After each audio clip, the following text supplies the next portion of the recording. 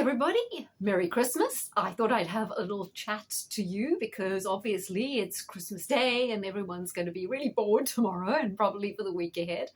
I hope all of you guys had a nice Christmas, or a relaxing Christmas, or a chilled Christmas. I know it's not the best time for everyone, especially right now with Mars retrograde in Leo, ready to oppose Pluto. It's been a lot of upheaval. I've been having so many people on my chats contact me and say they've had relationship breakdowns, personal crises, a lot of soul searching. People have actually felt out of sorts. They're questioning everything about their relationships, their lives, and they're not really sure where they're at. Things have been up in the air.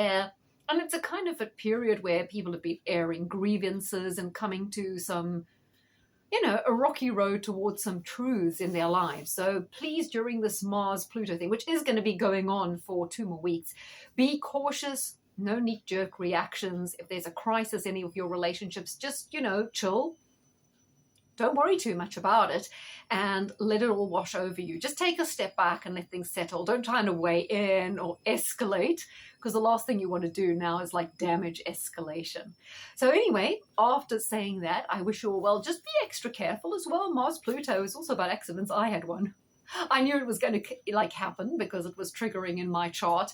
And I just got into this situation where I ended up tripping over it. Luckily, I didn't hurt myself, but I was kind of waiting for this to happen, and it did happen. So fortunately, it wasn't that bad, but I'm still being cautious. I don't want any more incidents. Thank you. I've had my quota of the Mars opposite Pluto.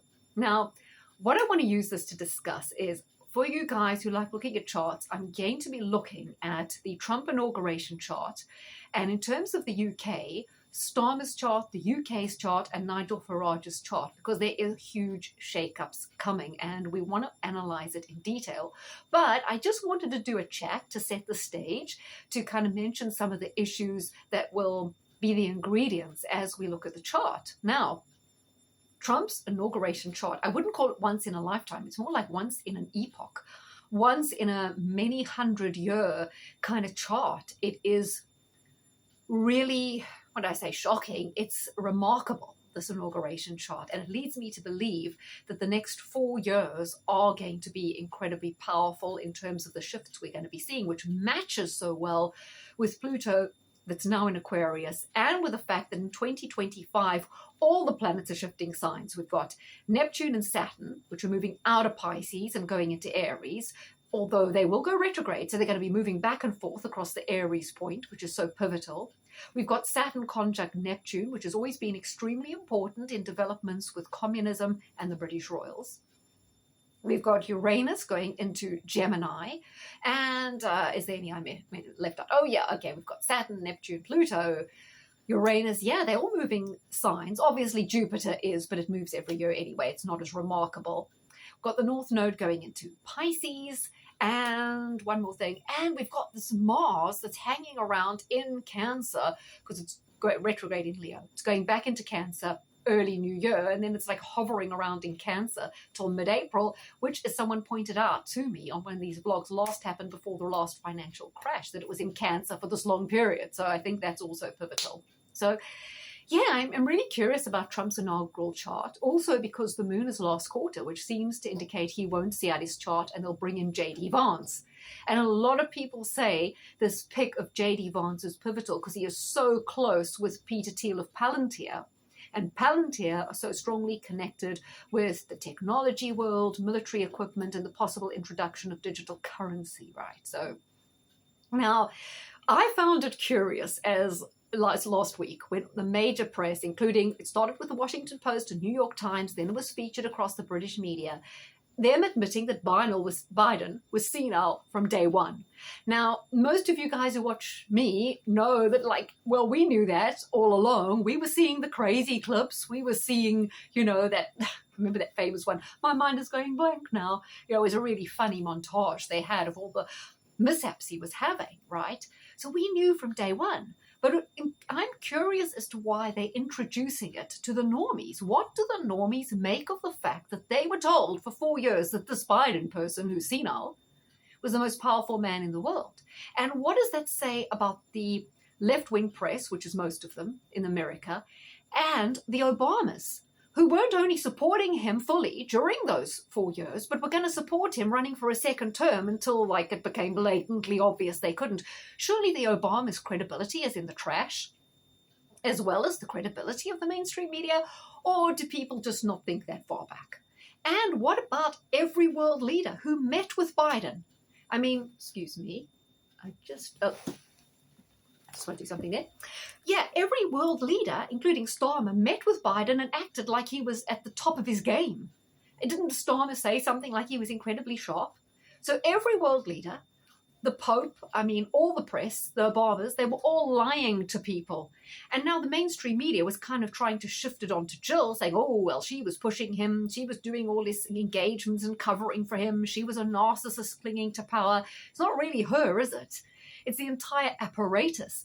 Don't people feel they were lied to? And what about us who were very happy about Trump getting in, right? Is he going to be in any more control than Biden was or wasn't? We know now, well, everyone knows now beyond any doubt that the leaders we see are not the people in control. So I know that even the mainstream media was saying, oh, well, if Biden was in control, who was? I don't know. Let me think. Who could it be? I can't think of anyone. Could it be, Bill Gates, Jamie Dimon? Could it be Larry Fink? Could it be Alexander Soros? Kind of spoiled for choice with who it could be. But then you'll get people in the alternate media who say, oh, it was Alex Jones likes this. Oh, Obama was controlling him. No, he wasn't. Obama has never run anything. He was a convenient front man. It wasn't Obama. Obama is nobody in the grand scheme of things. He wasn't running things. I guess Alex Jones's backup would be, it was a Chicoms. No, it wasn't them. If you want to know who it was, have a look who got an 8-minute standing ovation and then no less than 50 standing ovations during his speech to Congress in October 2024. That will give you a little bit more clue. Can you imagine? I don't think it was Xi Jinping getting 300 standing ovations. So there's a clue. Now, a couple of worrying things about Trump, right? He is walking back the Ukraine thing. He's still talking about NATO and increasing NATO funding. Well, telling the other countries to increase NATO funding from 3% up to 5%. Most aren't even doing 3%. Why does NATO need all this funding if we're not going to be continuing the Ukraine thing? Because NATO exists for one purpose, and that's to get rid of Russia, isn't that so? So that's worrying. He's also talking about continuing funding for NATO. They're also talking about it making more difficult for Tulsi Gabbard, who is more sensible on these issues, becoming taking over from Avril Haines, who, probably was also running things with Victoria Nuland and Blinken during the Biden era. They don't really want Tulsi Gabbard running things, right? So maybe they're going to push this Ukraine thing, which I've always said I believe is going to become a major thing. Trump now is talking about, oh, well, there won't be deportations, only of the most serious criminals who are already incarcerated, and then, maybe they'll extend it out. So basically, that's walking it back. And if you listen to J.D. Vance and Elon Musk, they are pumping out, we want skilled immigration, we want mass kind of educated immigration. So what they're going to do is just replace kind of illegal immigrants who take low-skilled jobs that come from Mexico with more sophisticated immigrants that come, or more educated immigrants that come from India, and they'll still be coming in and taking a lot of jobs, except this time it will be white-collar jobs. So, and another thing is there's no way they're going to stop the mass immigration because the economy and also the housing market relies on it, and many of the funders, as with Richard Tice and Nick Candy, who are donating to Farage, profit heavily through the property market, and they don't want that crashing, and mass immigration keeps that nicely pumped up. So a lot of MAGA supporters are going to be very disappointed because they're going to see a continual change in the culture of America through mass immigration. It's just a bait and switch in terms of the type of immigration. So those are some of the issues I'll be talking about when I get to discussing America and Donald Trump.